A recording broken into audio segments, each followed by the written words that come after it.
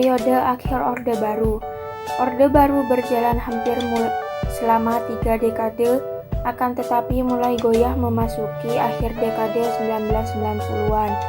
Pemerintahan Orde Baru tidak mampu menghadapi krisis multidimensional yang berlangsung sejak 1997. 1. Krisis multidimensional menjelang akhir Orde Baru. Krisis moneter, krisis ekonomi, krisis politik, krisis hukum, dan krisis kepercayaan. A. Krisis moneter. Pada awal tahun 1997, krisis moneter melanda Asia Tenggara, termasuk Indonesia. Pada awal Juli 1997, rupiah Indonesia berada pada posisi nilai tukar 2.500 US dollar dan terus mengalami pemerosotan hingga 19%. Bank Indonesia pun tidak mampu membendung rupiah yang kian merosot hingga 17.000 US dollar.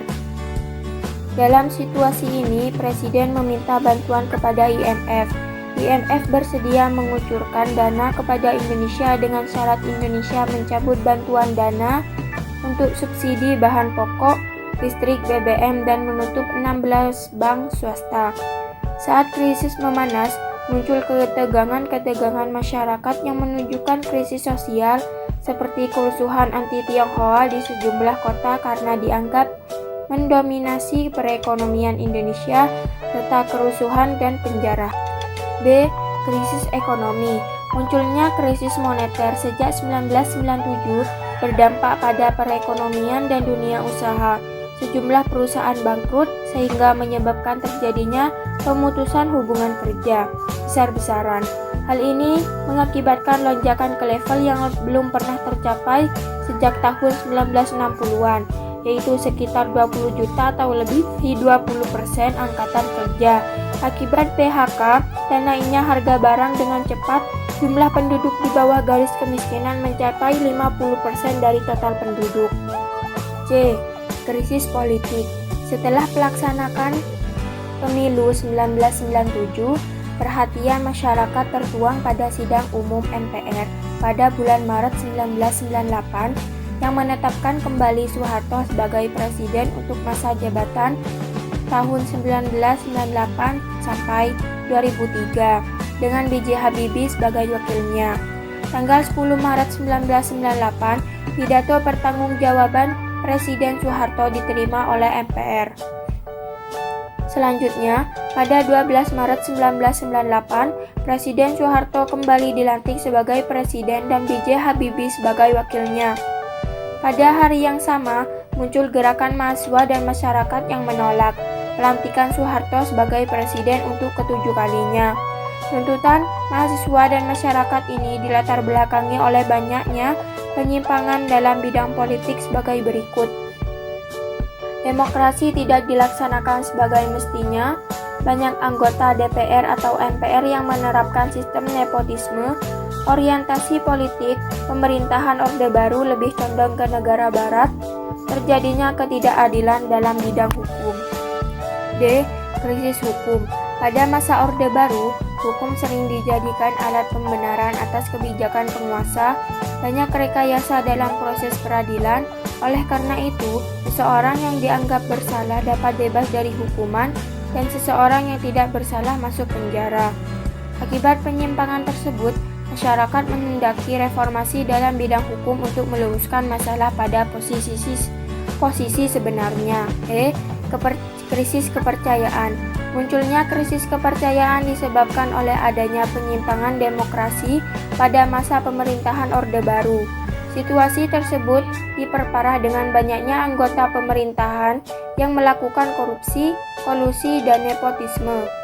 Krisis ekonomi, politik, dan hukum menambah ketidakpercayaan masyarakat terhadap pemerintah Orde Baru. Krisis kepercayaan ini juga semakin bertambah saat 4 mahasiswa Universitas Trisakti tewas tertembak oleh keamanan saat proses demonstrasi, sehingga masyarakat menganggap pemerintah Orde Baru telah melakukan pelanggaran HAM. 2. Tuntutan dan agenda reformasi. Tuntutan reformasi di Indonesia dilatar belakangi oleh krisis multidimensional yang meliputi krisis moneter, krisis ekonomi, krisis sosial, krisis politik, krisis hukum, dan krisis kepercayaan. Agenda utama gerakan reformasi adalah turunnya Presiden Soeharto dari kursi kepresidenan. Selebihnya gerakan reformasi tahun 1998 mempunyai 6 agenda sebagai berikut: sukses kepemimpinan nasional, amandemen UUD 1945, pemberantasan KKN, penghapusan doktrin duifungsi ABRI, menegakkan supremasi hukum, melaksanakan otonomi daerah. 3. Peran pelajar dan mahasiswa menuntut reformasi. Presiden Soeharto turun dari jabatannya setelah para mahasiswa mengajukan 3 tuntutan rakyat Tritura pada tahun 1966. Pada tahun 1998, mahasiswa kembali menjadi agen perubahan bangsa. Mahasiswa menuntut Presiden Soeharto turun dari jabatannya dan meminta agar pemerintah melaksanakan agenda reformasi.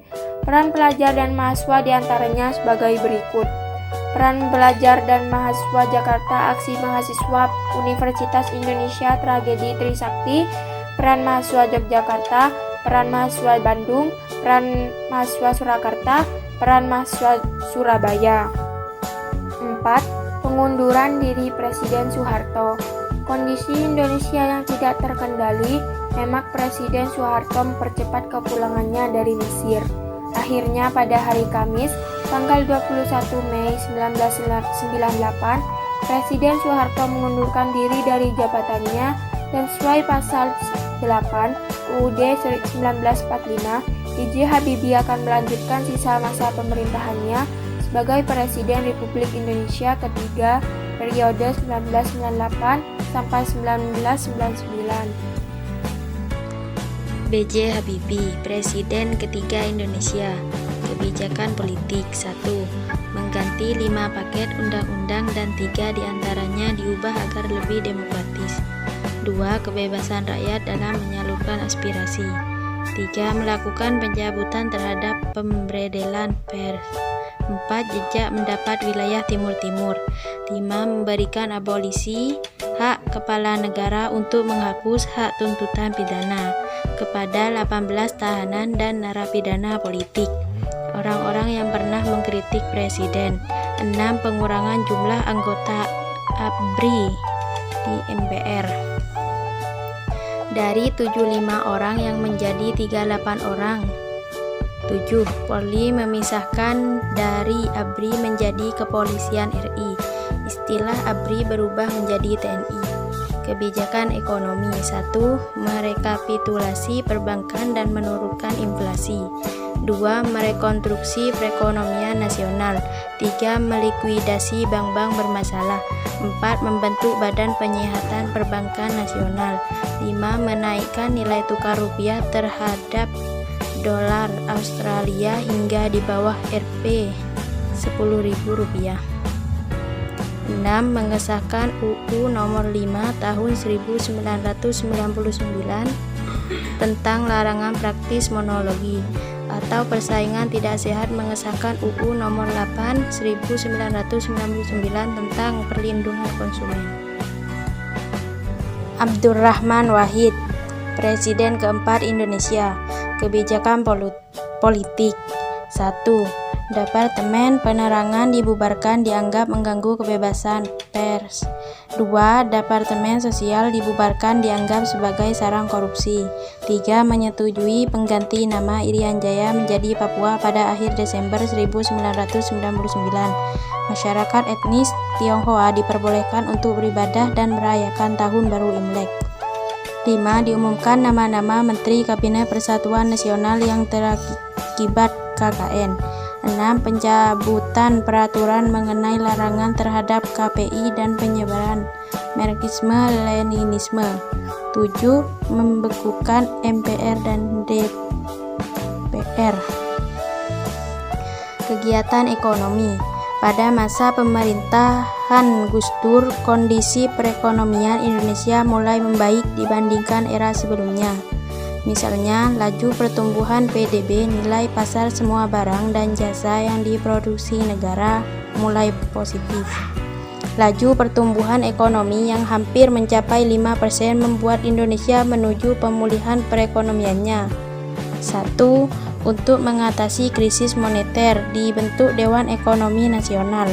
2. Diberlakukannya otonomi daerah dan pembagian keuangan daerah dengan pusat tahun 2001. 3. Penajaman visi ekonomi. 4. Rekonsiliasi dengan lembaga internasional.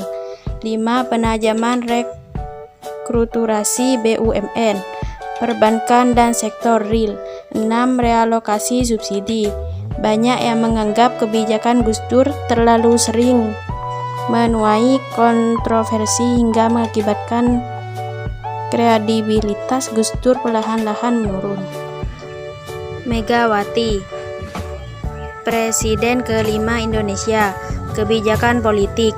1. Membentuk Kabinet Gotong Royong. Kabinet Gotong Royong dibentuk pada tanggal Agustus 2001 dan berakhir pada tahun 2004 seiring lengsernya Presiden Megawati Soekarno Putri pada waktu itu. Kabinet ini dinamakan KGR karena merupakan pemerintahan dari hasil banyak partai.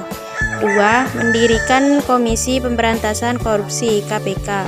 KPK didirikan pada tahun 2003 oleh Presiden Megawati. Pendirian KPK ini didasari karena Presiden Megawati melihat institusi jaksa dan Polri saat itu terlalu kotor, sehingga untuk menangkap koruptor dinilai tidak mampu. Namun jaksa dan Polri dibubarkan sehingga dibentuklah KPK. 3. Mengadakan pemilu yang bersifat demokratis yang dilaksanakan tahun 2004 dan melalui periode, yaitu periode pertama untuk memilih anggota legislatif secara langsung dan periode kedua untuk memilih presiden dan wakil presiden secara langsung. Kebijakan ekonomi. 1. Meminta penundaan pembayaran utang sebesar 5,8 miliar US dollar pada pertemuan Paris Club ketiga dan mengalokasikan pembayaran utang LN sebesar Rp 116,3 triliun. 2. Kebijakan privatisasi BUMN.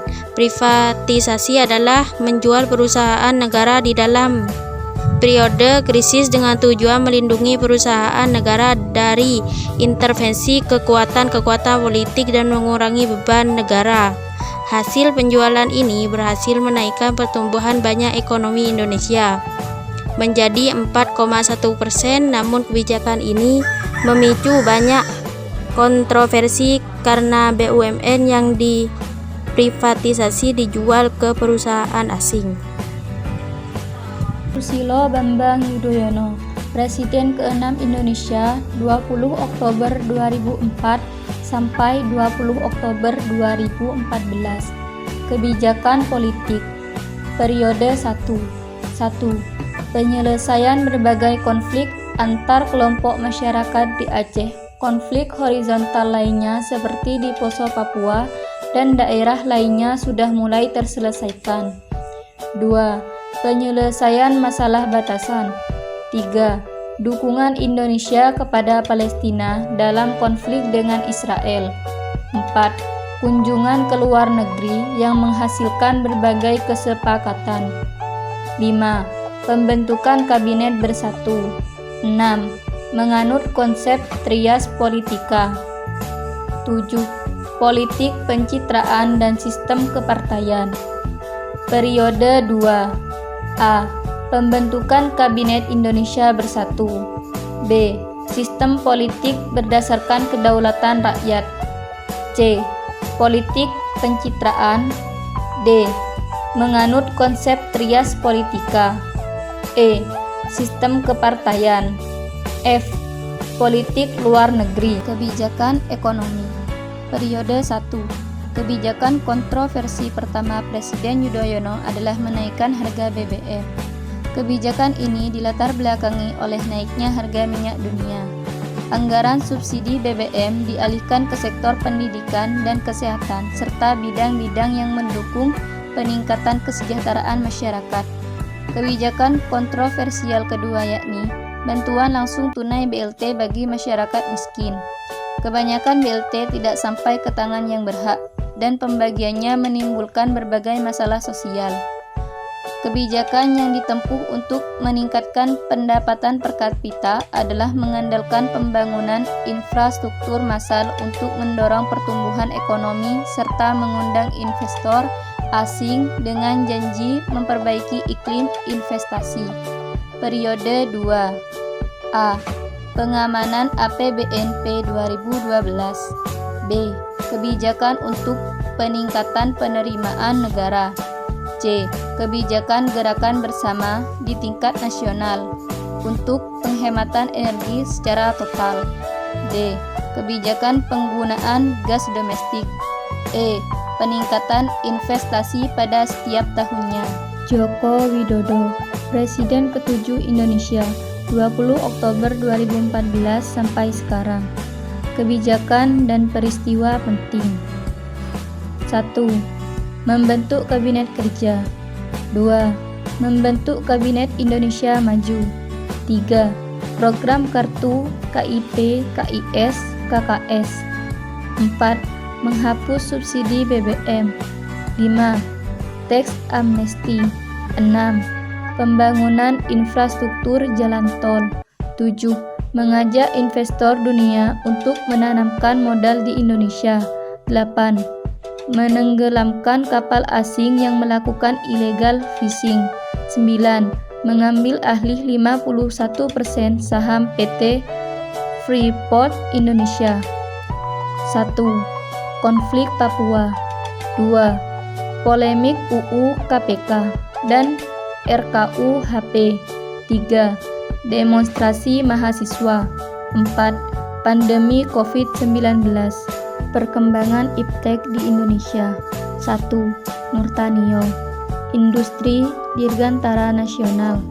Perkembangan industri pesawat terbang berawal ketika Presiden Soeharto memanggil Habibie. Soeharto menugaskan Habibie untuk menyiapkan segala hal terkait pembangunan industri dirgantara nasional.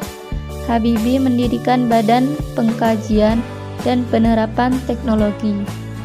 Di BPPT, Habibie merancang dan mengembangkan berbagai industri strategis di Indonesia melalui Badan Perencana Industri Strategis. Dari BPIS ini kemudian dikembangkan industri pesawat terbang Nurtanio di Bandung. IPTN menghasilkan pesawat dan PT PAL berhasil membuat berbagai kapal laut. Industri pesawat terbang Nurtanio di Bandung mulai beroperasi pada tahun 1976. Dalam mengembangkan industri dirgantara ini, Habibie menggandeng industri-industri pesawat terbang di Eropa, MBB Jerman, dan CASA Spanyol. Pertumbuhan IPTN mendorong industri-industri pesawat terbang dunia bekerja sama dengan IPTN. 2. Teknologi komunikasi dan transportasi. Teknologi komunikasi tanggal 16 Agustus 1976 merupakan awal revolusi teknologi komunikasi di Indonesia ketika pemerintah Orde Baru mengembangkan sistem teknologi komunikasi berbasis satelit untuk menghubungkan komunikasi di wilayah Indonesia yang luas. Sistem komunikasi satelit yang dikembangkan oleh pemerintah Indonesia dikenal dengan sebutan Sistem Komunikasi Satelit Domestik Palapa, SKSD Palapa. Satelit inilah yang digunakan oleh pemerintah Orde Baru dalam menyatukan wilayah Nusantara melalui komunikasi dan informasi. Di Indonesia, komunikasi telepon, telegraf, dan teleks semakin lancar. Daya jangkau siaran TVRI dan RRI mampu menjangkau ke seluruh wilayah Indonesia. Pengembangan SKSD Palapa generasi awal dalam pengoperasiannya didukung dengan pembangunan 40 stasiun komunikasi di bumi. 3. Revolusi Hijau. Revolusi Hijau merupakan upaya peningkatan produksi pertanian dengan menggantikan teknologi pertanian tradisional ke teknologi pertanian modern. Revolusi Hijau ini berfokus pada penemuan varietas bibit unggul biji-bijian. Upaya tersebut didorong dengan penggunaan pupuk kimia, agrokimia, pasokan air yang terkontrol, dan metode penanaman.